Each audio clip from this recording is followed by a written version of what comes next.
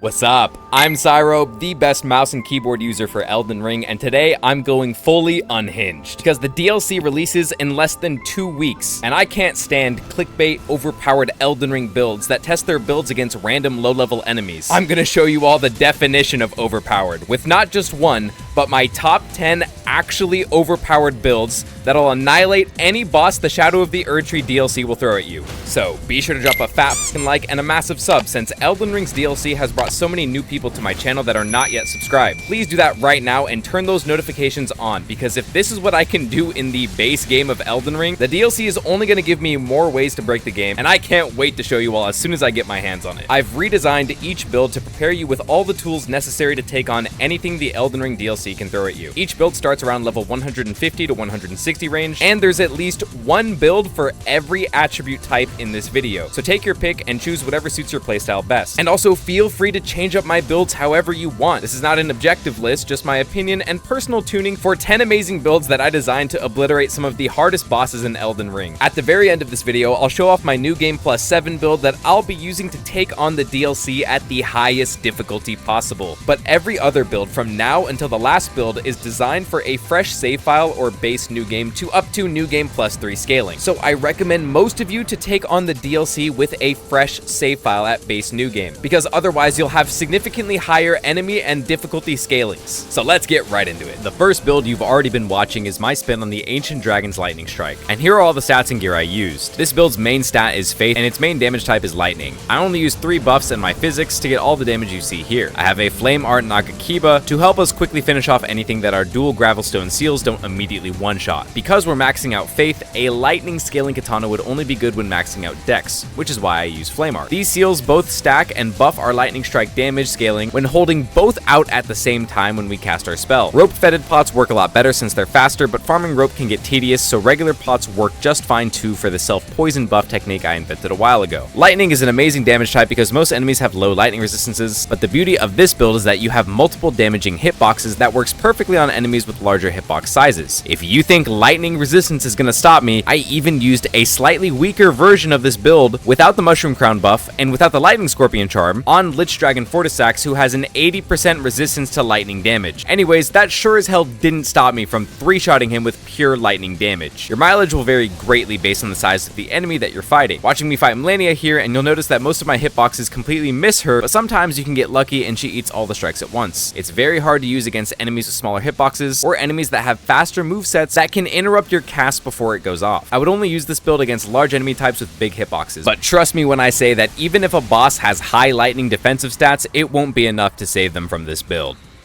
This build's main stat is Intelligence, and its damage type is pure magic damage. I did equip some Frostbite spells that I was messing around with just because my intelligence was so high, but I found that it was best to just use Ranni's Darkmoon. I have the Wing of Astel maxed out with the Carrion Regal Scepter in my offhand. Whenever Ranni's Darkmoon hits an enemy, it shreds their magic resistances whenever it lands. So by using the Wing of Astel Ash of War with 75 int, we get the most magic damage possible from it with its multiple hitboxes to explode large-scale bosses with ease. Since we're spamming the Ash of War, we gotta wear the full Rogier set to boost our Ash of War magic damage, and also wear the Shard of Alexander for extra Ash of War damage. We even slap on the Magic Scorpion charm, which ends up reducing our defensive stats into the negatives. To supplement this, we have the Dragon Crest Great Shield Talisman, and pop a little boiled crab to allow us to light roll with just as high defensive stats as heavy armor. I also snuck in the Graven Mask Talisman for a little bit extra spell damage, but mainly this damage comes from our Ash of War, and in our physics I use the Magic Shredding Crack tier along with the Stone Barb Crack tier to allow our multiple Ash of War hitboxes to break the poise of bosses insanely fast. While their stance is broken, just keep spamming the Ash of War for higher DPS. Sometimes I like to mix the Ash of War with some charge heavy attacks since it's a little bit faster DPS. This build is a stagger breaking magic shredding machine, and the biggest drawback is that it's hardest to use on enemies with smaller hitboxes or late game enemies on higher new game plus journeys that have higher resistance to poise damage. The biggest drawback with the Wing of Astel and any build that breaks poise really fast is that again, bosses in later journeys past new game plus all get increased resistance to poise damage, so you cannot break their stances as fast as base new game. And we don't know how much poise resistance the DLC bosses have yet, which can be even higher than the current boss's amounts. Regardless, I'm getting over 20,000 damage when used against a boss with a large hitbox, which is what this build is best for.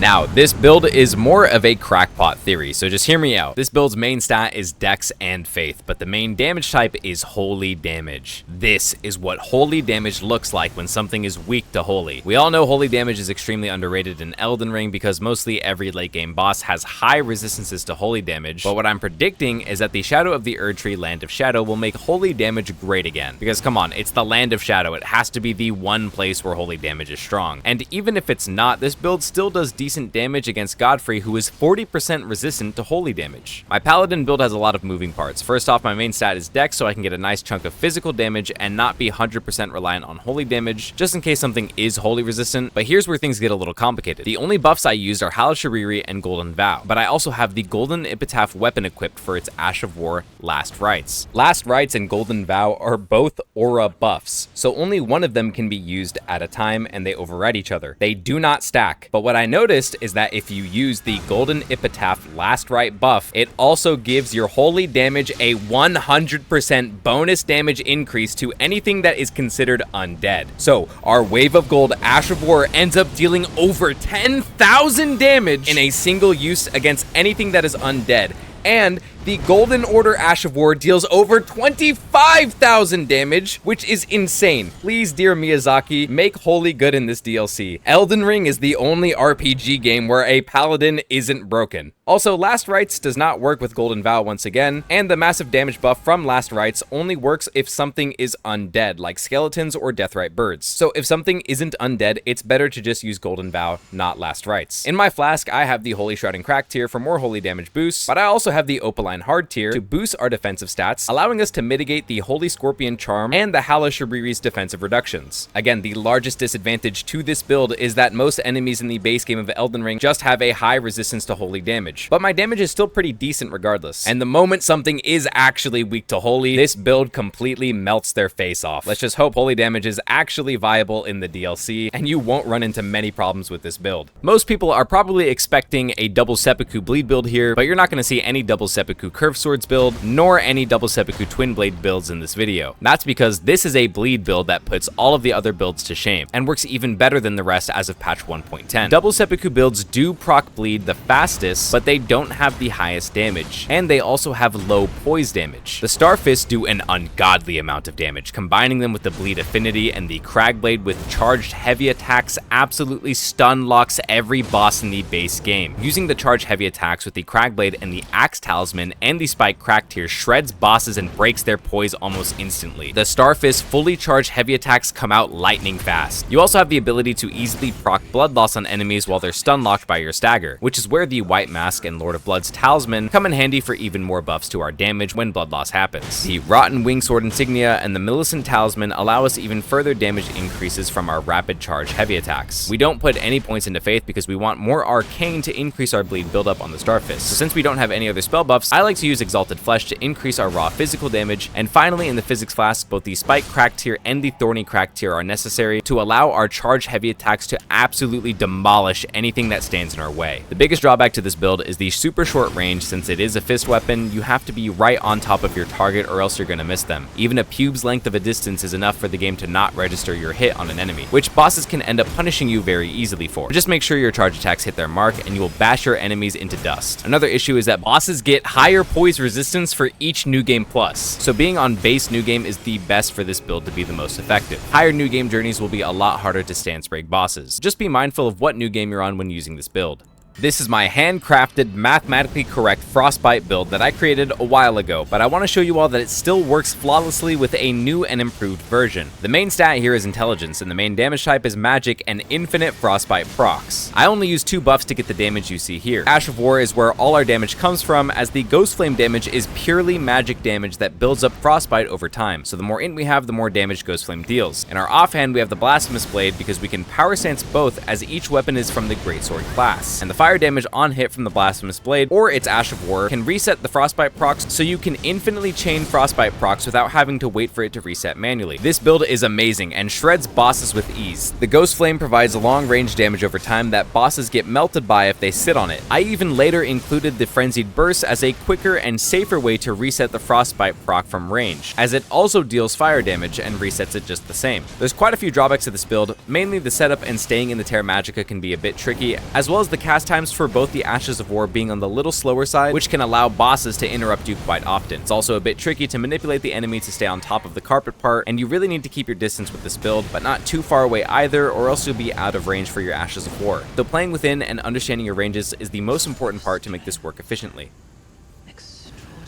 The Stormhawk Axe weapon actually surprised me. I always knew it was good in PvP, but PvP metas and PvE metas tend to differ a little. Surprisingly, the Stormhawk Axe did not disappoint when I used it against some of the hardest bosses in the base game of Elden Ring. This weapon is actually a quality weapon. It deals a mix of physical and lightning damage. There is also a new talisman that was confirmed to exist in the DLC that boosts the damage of Storm-type Ashes of War, which would likely increase the damage you see here even more. So that will only make this build shred even harder than it already does. This Ash of War works best on smaller enemy hitboxes, so the Stormhawk Axe build would be the opposite to the Ancient Dragon Lightning Strike build, since the Stormhawk deals lightning damage, but it's better on smaller targets. Stormhawk Axe actually has insane DPS. If you can get off the entire charge, it deals upwards of 7,000 damage in one full use of its Ash of War. I also enjoyed using the Lightning Crack tier and the Infinite Mana tier to start off my fights, because this setup allows you to really pump out your DPS. Also, I don't normally use Summon Spirits ever, but there's a really cool combo with the Spirit Summon named Stormhawk Dean, which actually gives you a very significant damage boost that actually stacks with other buffs like Exalted Flesh and the Self-Poison buff, totaling for over 1,000 AR for this weapon, and it fits the whole Storm theme. Again, it's only going to get stronger in the DLC, but don't worry, I fought Malenia twice with this same build and beat her both times,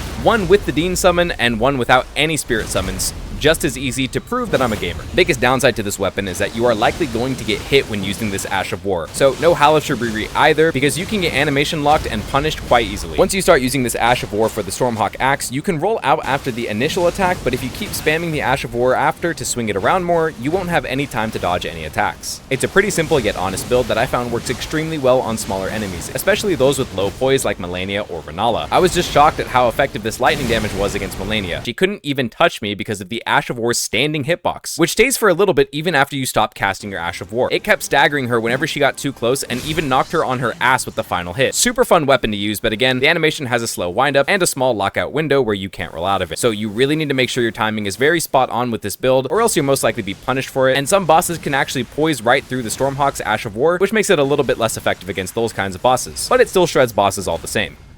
Here we have the true Blasphemous Blade build. I put it in here again because the other build was just using it to reset our Frostbite procs, but this build squeezes out the most damage possible out of the Blasphemous Blade itself. This build's main stat is Faith, and its damage type is almost purely fire damage. With the Shard of Alexander and the Carrion Filigree Crest, it's no surprise that we're going to be spamming this Ash of War as much as possible, but there's a little trick most people don't know about that includes the Oil Pots, which increases the next single instance of fire damage that you deal to an enemy by a lot. After you throw the pot at your target successfully, your next Ash of War deals a ton of bonus fire damage. For our spells, we only want to use the Flame Grant Me Strength and Golden Vow again. No Halaster Brewery here because we don't want to take extra damage since all we have is the Ash of War to go on, and that deals a lot of damage and heals you, but you can easily get hit and completely interrupted and cancelled out of your Ash of War if you aren't careful. In the physics, I use the Flame Shredding Crack tier for more fire damage and the Crimson Spill Crystal tier because that one increases your total maximum HP, and the Taker's Flame Ash of War heals you based on how high your maximum HP is. It's a simple yet honest build with the main disadvantage being pure fire damage, so if something has a high fire resistance, you're kinda screwed, which is why my mathematically correct Frostbite build version uses the Blasphemous Blade to reset the Death's Poker Ash of War Frostbite procs, and gives you more options when fighting enemies. However, if something isn't fire resistant, then this build works perfectly fine, and even on smaller enemies with low poise can be chain burger flipped into the next dimension. You've seen one Giant Crusher, you've seen them all, but my Giant Crusher build obliterates bosses even easier than others matters because I'm dealing well over 5,000 damage in a single attack to Radagon with only 2 buffs. Most people use occult scaling for their giant crushers, but I dislike that, mainly because fire scaling gives almost as much AR as occult, but giving the giant crusher fire damage allows us to get even higher damage scaling from buffs like Flame Grant Me Strength and the Flame Shrouding Crack tier in our flask. Our main stat is Strength because the giant crusher requires 60 to even hold it, with a small dip into Faith for some buffs. The Fire Affinity Giant Crusher has Royal Knight's Resolve for its Ash of War. This is not Lion's Claw. The front flip attack is just a regular charged heavy attack, so we can actually boost our charged heavy front flip attack even further with the Axe Talisman and the Spike Crack tier, as well as the Flame Crack tier again. And we can also sneak in the Fire Scorpion Charm because we are extremely tanky with this build and can afford the slight defense reduction to allow us to deal over 5,000 damage in a single charged heavy attack. The only real disadvantages to this build is that you have to make sure you keep your Flame Grant Me Strength and Golden Vow buffs up to make the most of the Fire Affinity Giant Crusher. But luckily, the charged heavy comes out really fast and is pretty hard for you to get interrupted while using it. Just be careful with the charge heavy. The tracking isn't that good, so if a boss moves around a bit, the charge heavy attack can actually miss them, which happens more than you'd expect. But as you can see here, I completely rolled every single boss, so it's not too big of a deal.